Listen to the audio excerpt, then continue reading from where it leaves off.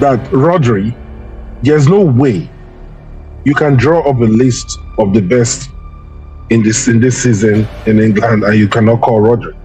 Why drop? Granny said Saliba should be on this list. Saliba or Gabriel. Arsenal have the best defensive record, conceded less goals, stifled opponents. They faced less shots, and the keeper has faced less shots and missed less saves. Kept the most clean sheet in the league. So I don't know. It's not just even the goals conceded, even the clean sheets kept.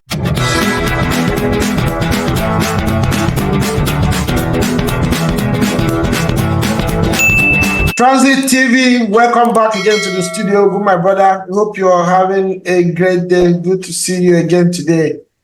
Yeah, same here, Reggie. Yeah, Via, don't forget to subscribe if you have not done so. Like this video. The more you like our videos, the more YouTube, suggest it to other viewers and put our content to go viral. Please help us to like the videos. You guys are doing a good job of watching our content, but I can see sometimes you get carried away. You don't remember to like. So let's get 100 likes on this video quickly. So we're going to look at this week. The EPL announced 3 category nominees for awards this season: the manager of the season, player of the season, and young player of the season. And just want to react to that list.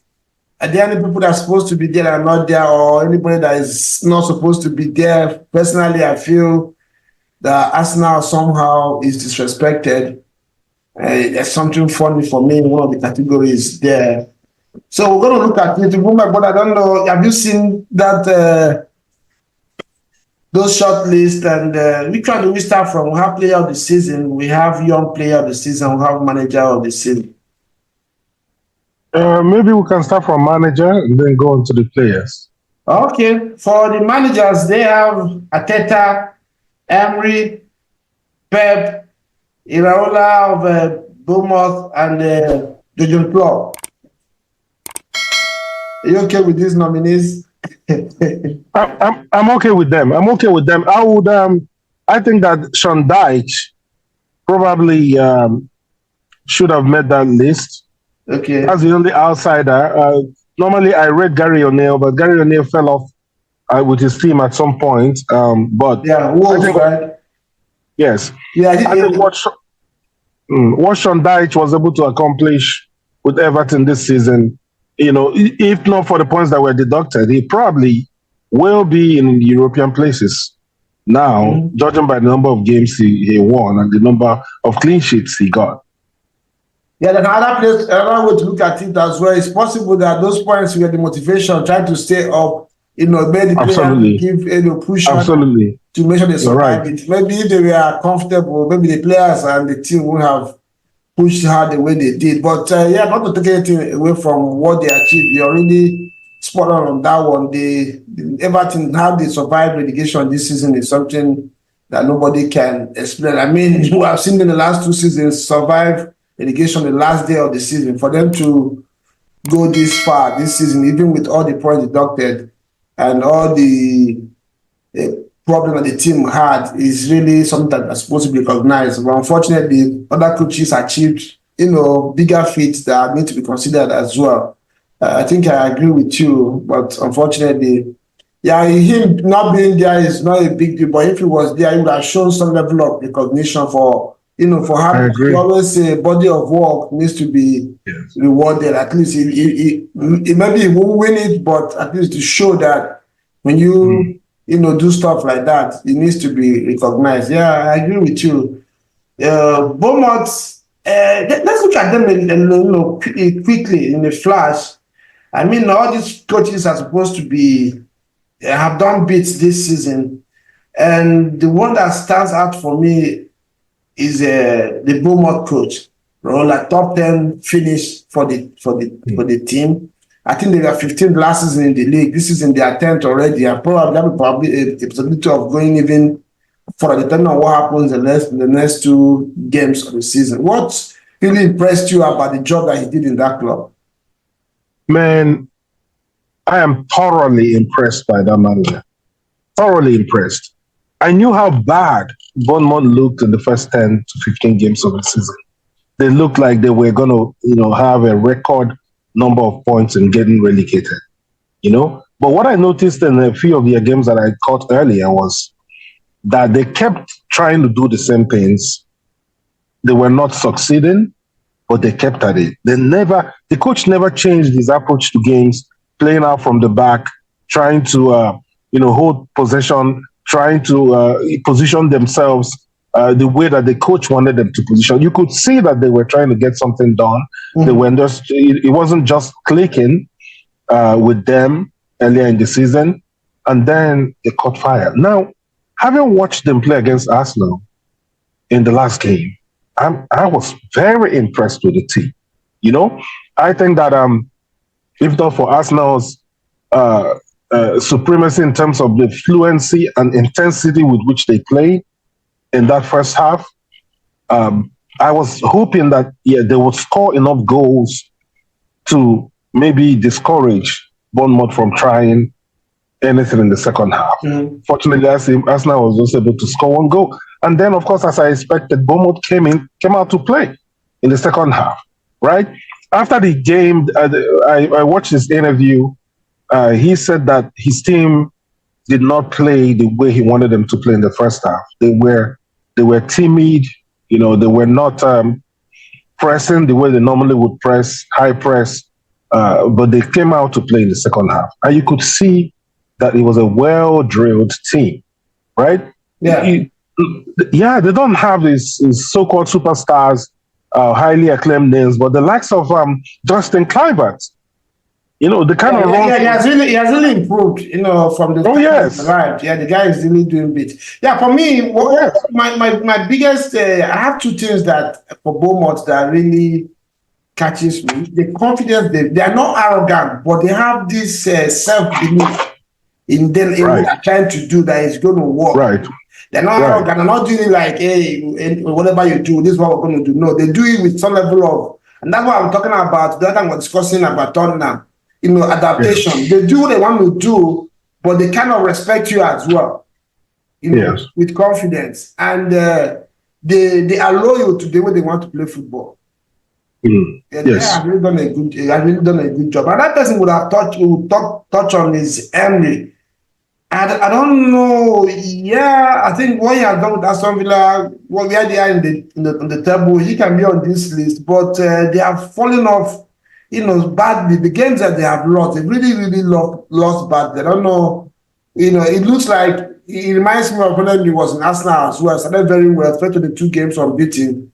End of the season, the team fell off. The beginning of the next season, the same thing. Eventually, he was fired. Does it strike you like a Brendan Rodgers kind of thing? Rodgers always has good start, sustained start to the season. Towards the end of the season, his teams always tend to fall off, and that's why maybe all the teams that he coached always ended up in Europa League positions, not Champions League. You hit the nail on the head. I've tried to study Unai Emery, and this is exactly his major mark against him is not finishing the way he started. I've seen that. Same thing happened in his Arsenal stint.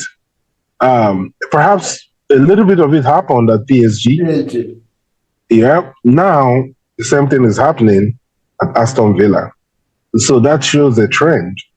And that shows that perhaps Arsenal made the right choice by letting him go. Not because he's a solid coach, no doubt about that. But there's still a bit of uncertainty with finishing strong, finishing strong the way the team is supposed to finish, right? And that's what we are seeing with Aston Villa. He has created a level of organization in Aston Villa that wasn't there before, giving the players confidence. But you know what? Emery actually has a very good set of players at Aston Villa. I think that's one thing that people are kind of sweeping under the carpet. He deserves all the praise he's getting. But if you have Sergio Roberto and you have Pau Gasol, What's his name? Torres. Torres is perhaps one of the best centre backs from Spain. In fact, Asovia has been recruited right from under Gerrard. The recruitment has been. I didn't think was fired. They've been recruiting very well since this came in. Yes, they've got a very strong set of players. Their captain is a renowned Northern Ireland, Scotland international. Yeah. They have Douglas Lewis, who's going to play. They have Douglas Lewis there. Who's going to play for Brazil? He's been called. He's part of the Brazilian squad to the Copa America.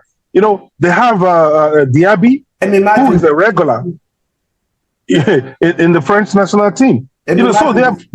Come on, are you kidding me? But Dower has been performing the last 3-4 seasons in EPL. Season now. So the fact is that he's not. Yes, he deserves credit, but trust me, he has a really good squad, right? As well.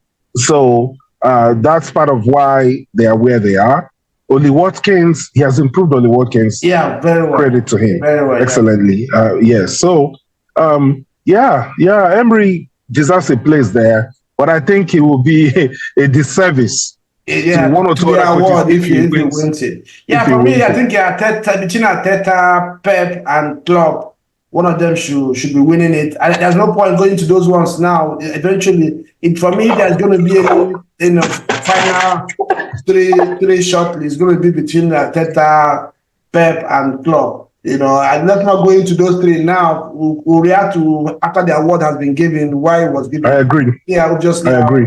Important games to play.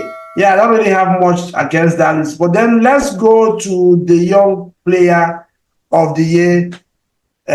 Shortly, to have Foden there, you have Haaland, you have Isak, Meno, Palmer, Saka, Saliba, and Udogi. This is a very studied one. Looks very enticing, right? I don't know if I'm very, very impressed with Meno, but I don't think he did enough this season to be in this. I don't know what you think. Actually, I think the opposite. The opposite is that I think that this award is not fair with the people they are allowing to get on that list. I think that it's either they drop the age or they drop the number. The number of years they have played. Exactly. Thank you. Number of if you are a full international and you've played up to 20 times for your country, you shouldn't be on that list. Exactly. Yeah, that list should be for emerging talent that are perhaps under 21. Emerging talent, right? Exactly. People that you didn't expect. First 2 years of a professional career or first 3 years. Yeah. Like that. And people that you didn't expect. Right. like Menu. For awards in the same level with Meno. After playing for how many years in City 2 seasons, that one day. It's ridiculous. They even have Isaac on that list. Yeah, that's crazy.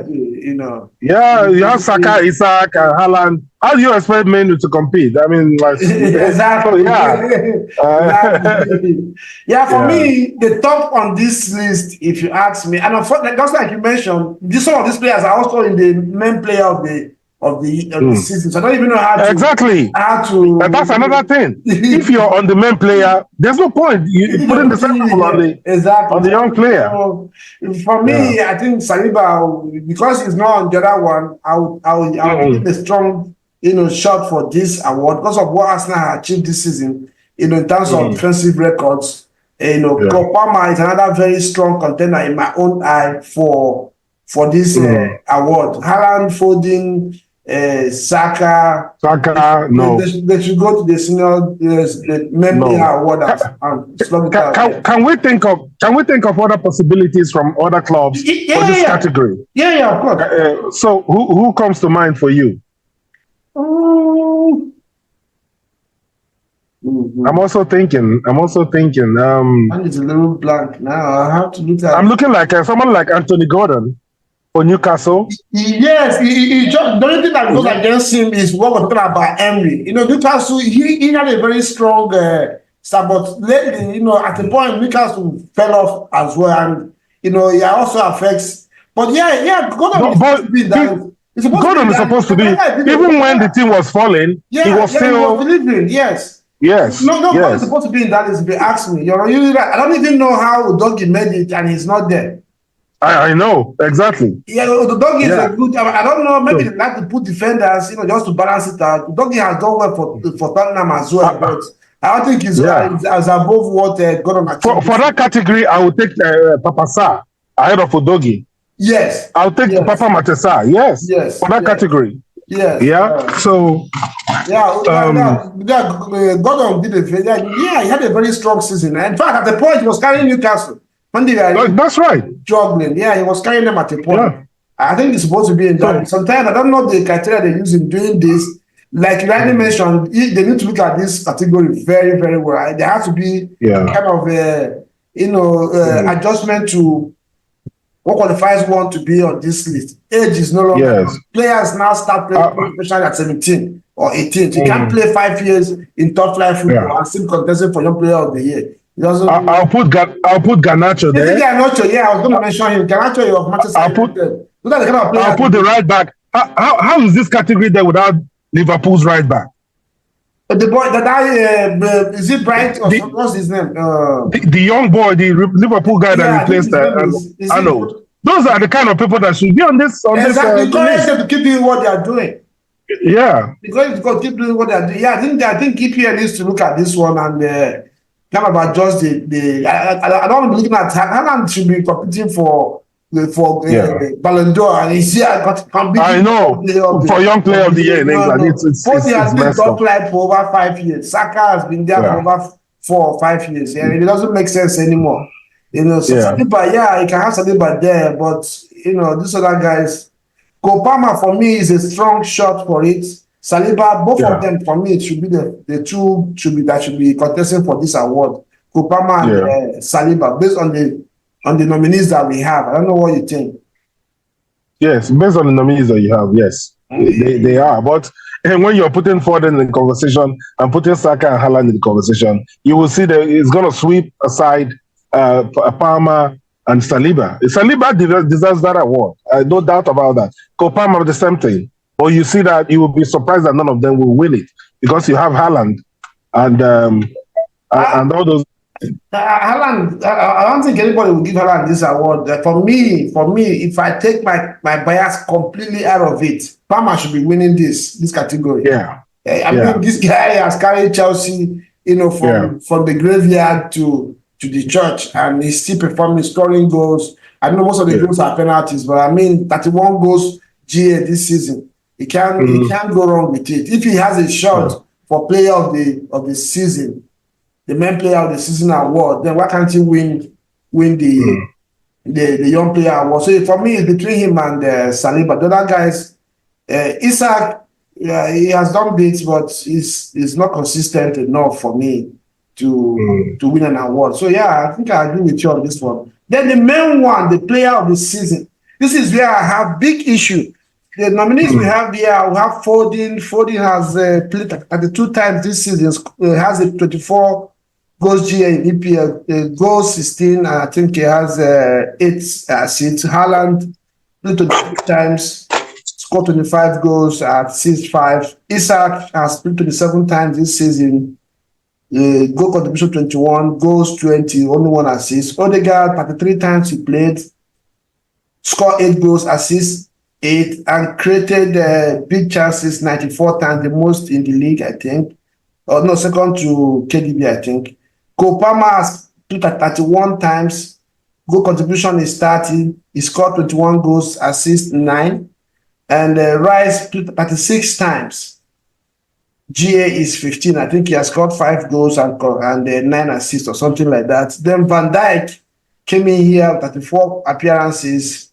He has only been dribbled past twice the whole season. Won 186 duels, second in that category. Then Oli Watkins, 35 times he played, scored 19 goals, assisted 12. I think he has the highest GA in the league. So, yeah. And so I don't know what you think about this one.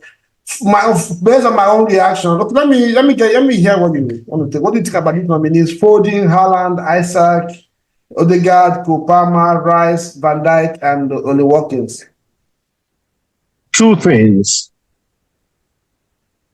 I think either Saliba or Gabriel should be on that list based on Arsenal's season, based on their defense. And either of them is a better shout than Van Dijk. As usual, these awards, sometimes you wonder what they have in their heads. It's all about the ratings and all about the cheap popularity and all that.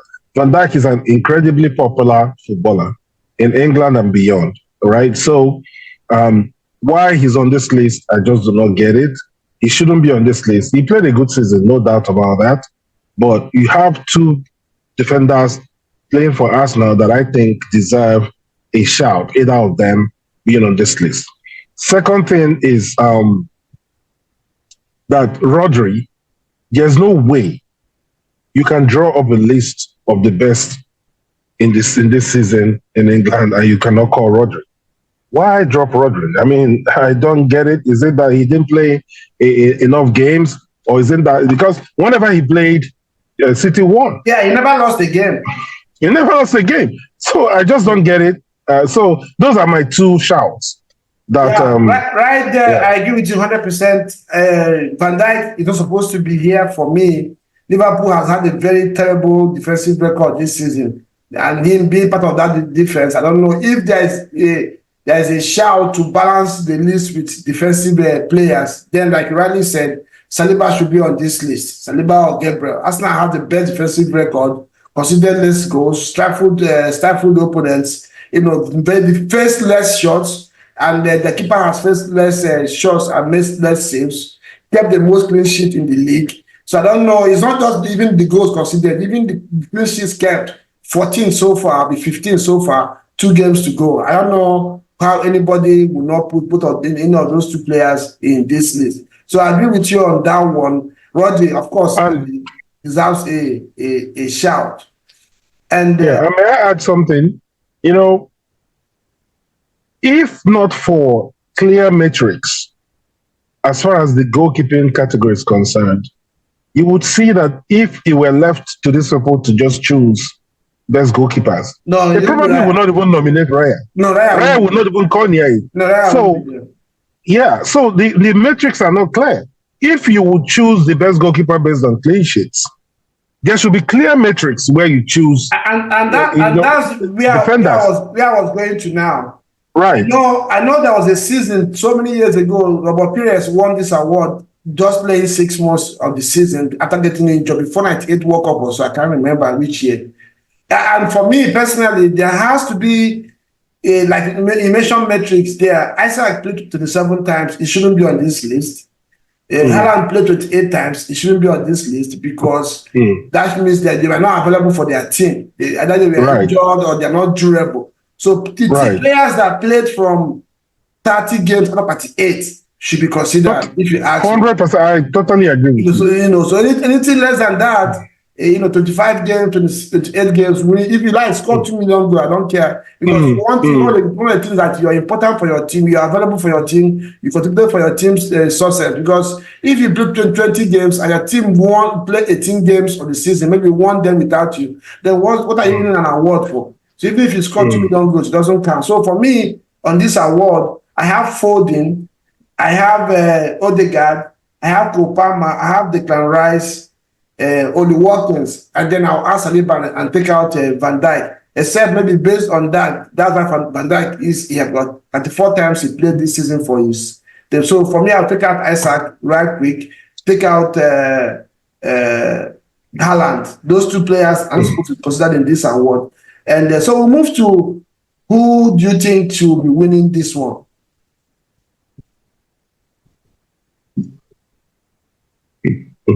This one is very tough, actually. But my player of the season is Rice, Declan Rice. It's close in terms of the achievements of Kopama. I think Kopama has earned the right to be in that conversation with the way he carried Chelsea.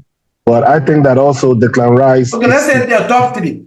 Depending on what happens between the end of the season, between Chelsea, if Arsenal wins the league, or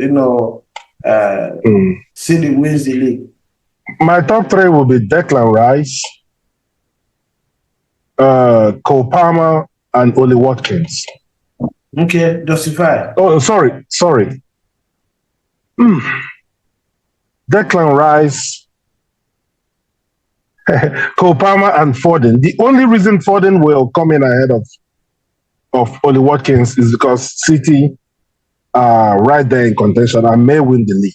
So there's no if City win the league, or even if they don't win the league, if they finish second, Foden deserves, based on that, to be in the top three. Yeah. For me, I think Odegaard deserves a shout. This guy has been a mainstay for Arsenal this season. Yes, he has not scored a lot of goals, but he's one as good as Arsenal has looked this season. Is that one player that Arsenal does not have substitution for? So that highlights how important he is to that team. So are you gonna drop Rice and put Odegaard in the top three? I will put Rice, the three of them. That's not fair. That's not fair. Yeah, it also if they perform. I'll put both of them. Then I'll put Foden. The reason why I will not take Palmer, I'll put Palmer in the young player of the award category because most of his goals, he played well, but most of his goals are penalties. You're not going to take it away from him. He still has to score them, I know, but he still has time. So between Foden, Odegaard, and Declan Rice, these are the people that I will consider. The reason why I will consider on the Watkins, yes, he has scored goals, he has made assists, but he also has the most big chances missed in the season. So, and he has not managed to help Aston Villa. Aston Villa at some point, I thought they were going to give a shout for the title.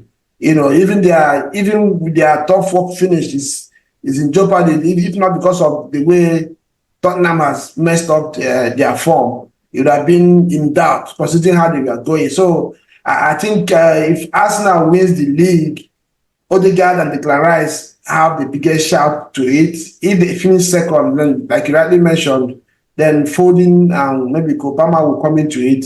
And, for me, that's the way I will look at it. Replace Van Dijk with Saliba in the nominations.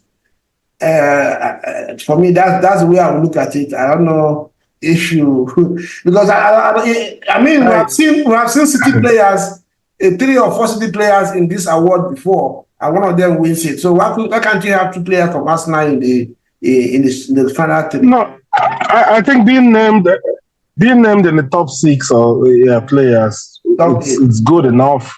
But I wouldn't, for the sake of fairness and balance, no doubt that Odegaard is important and played a brilliant season, and so is Rice. But I just think that just like I cannot take Haaland and Foden and put in the top 3, you give each team and you give each player and the importance they have for their team some level of value. Thank you. Recognition. That's the word. So that's the only reason I didn't mention Odegaard. Odegaard for me is I cannot find words to describe that player. Exactly, because I don't think Arsenal will achieve what they had this season with. And like I said, Declan Rice, of course, for me, should be the player of the season. He has a very, very strong shout to it. But what he does for us now, maybe they can find somebody else, maybe, but what Odegaard does is difficult. It's just like KDB. Year in, year out, Pep tries to move away from KDB, but somehow what he brings is unique to the team.